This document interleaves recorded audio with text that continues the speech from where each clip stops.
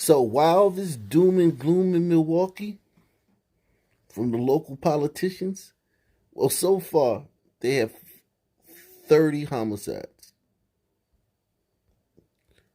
this year. And this is a city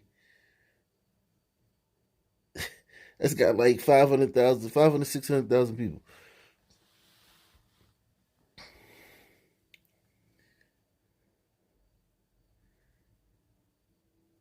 Look at the people who are dying. Look at the cause of death of all of the murders. 87% of the people have been shot. 30% of the murder victims are between the ages of 40 and 49.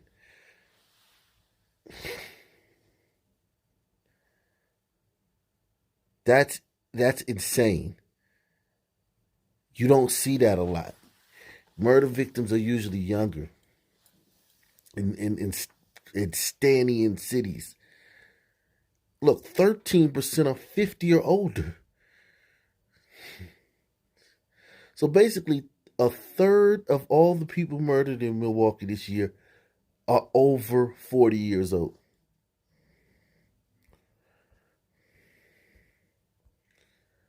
And of course, race. I mean, no surprise there. Gender, that's really alarming. 23% are women.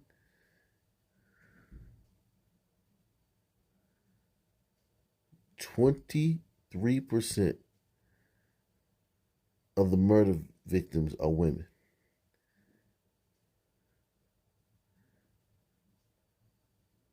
That's alarming. That's a high number. Especially in cities like this, you're going to see, historically, you're going to see a lot of males getting killed.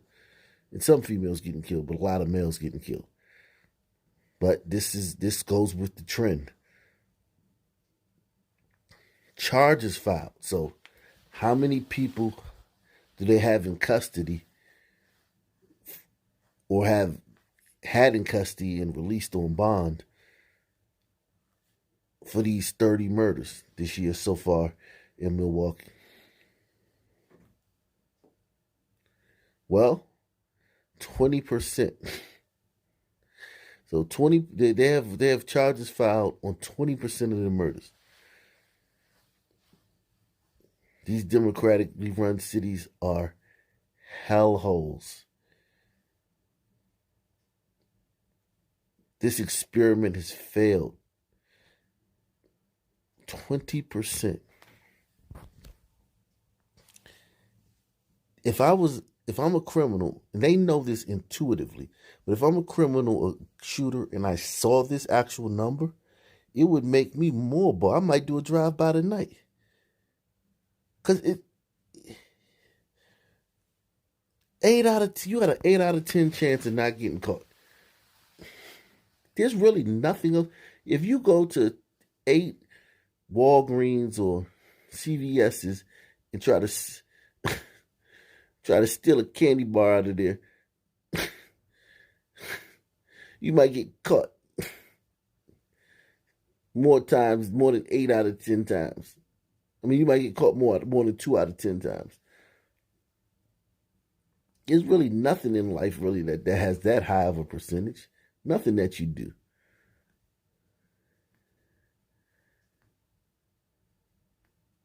That's an extremely high percentage for these killers.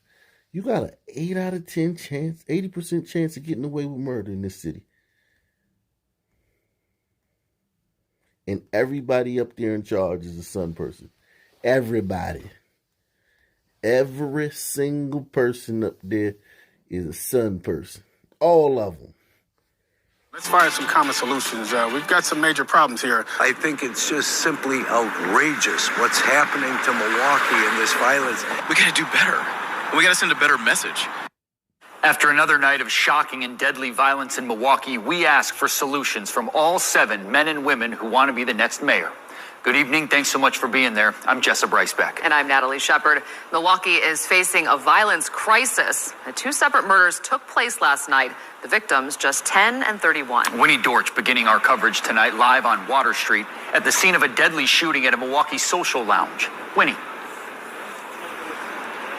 31-year-old Crystal Tucker is now dead after a shooting here at the Brownstone Social Lounge. Her co-workers are in shock, disbelief, still trying to understand this tragedy. They say her presence could light up a room.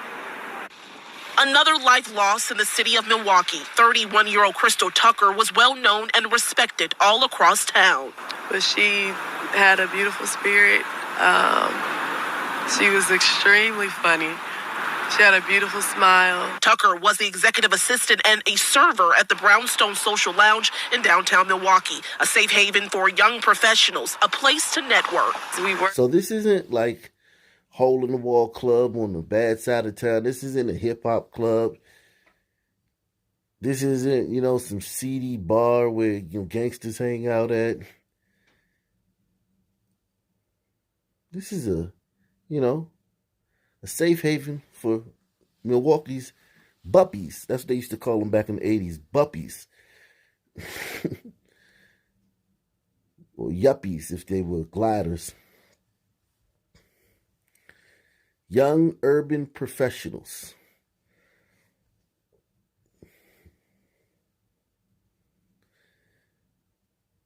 Is nowhere that's safe. There's nowhere to go. They're everywhere. Okay? They're everywhere. And we can thank sisters like her. If she's everything they're saying about her, she would not be that in a Stanian city unless she was mega woke and all the way down with the BLM. These people would not be saying nice things about her.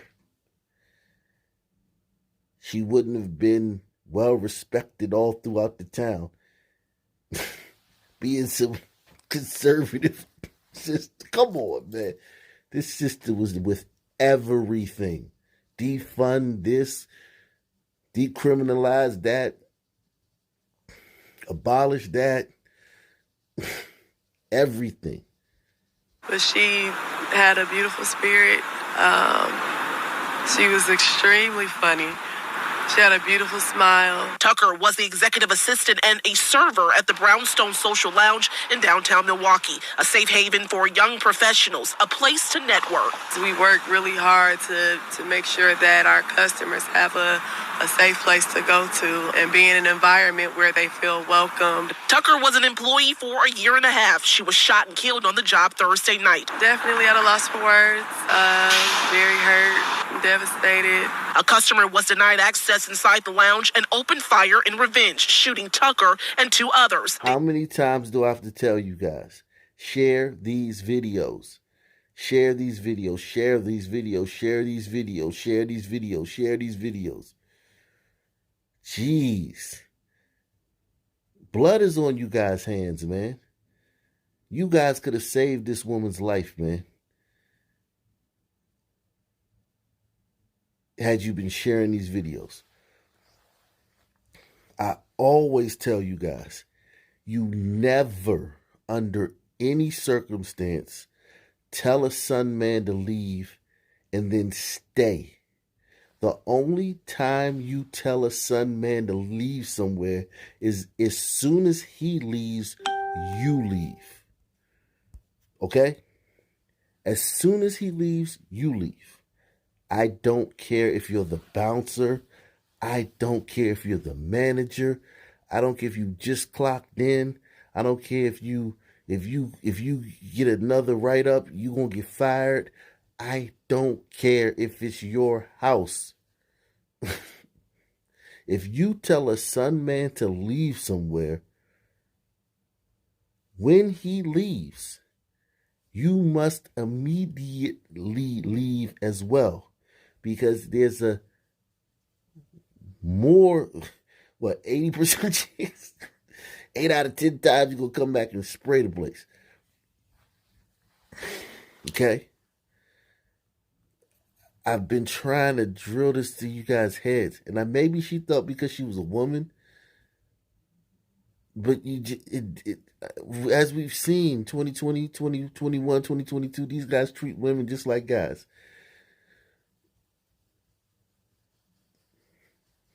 Under no circumstance, I wouldn't even tell him to leave.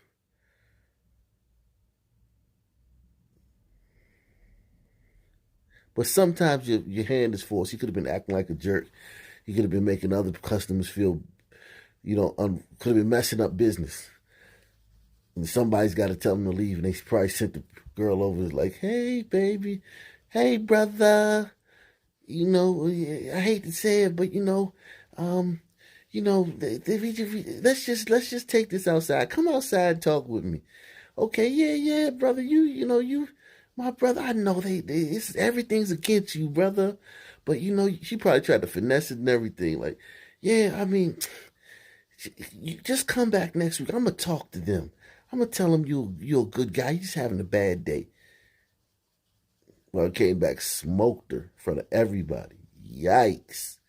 A customer was denied access inside the lounge and opened fire in revenge, shooting Tucker and 2 others. David Blackman was there and saw it all go down. Security had to do their job, and they were trying to get him out the door. I think Crystal may have opened the door. As soon as he kind of put him out the door, that's when the guy started shooting. We got up, everybody rushed to the back. And I had to come back and gather some things that were left behind. And that's when, unfortunately, I saw Crystal on the floor. Tucker was a co-host for the Real Bar Talk podcast before starting a spin-off show with her best friend. Her podcast family says she was a voice of laughter. So she was a podcaster.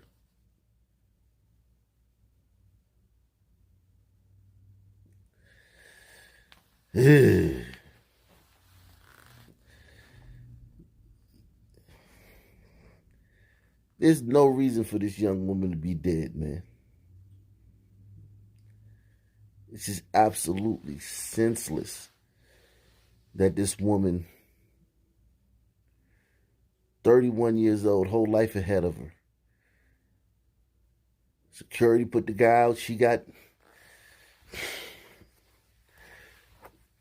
just don't want to be around when the son man's being told he has to leave somewhere. She was just trying to help out. She got the door. Homie pulled out he up jumped the boogie. He upped that joint. Started flocking, as they say. Yeah. Just terrible, man. Terrible stories, man. These are terrible stories, man.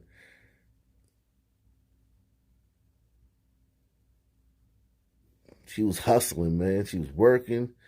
She was doing podcasts on the side. She's probably doing a little activism stuff, too, for these guys in 2020. I had to come back and gather some things that were left behind, and that's when, unfortunately, I saw Crystal on the floor.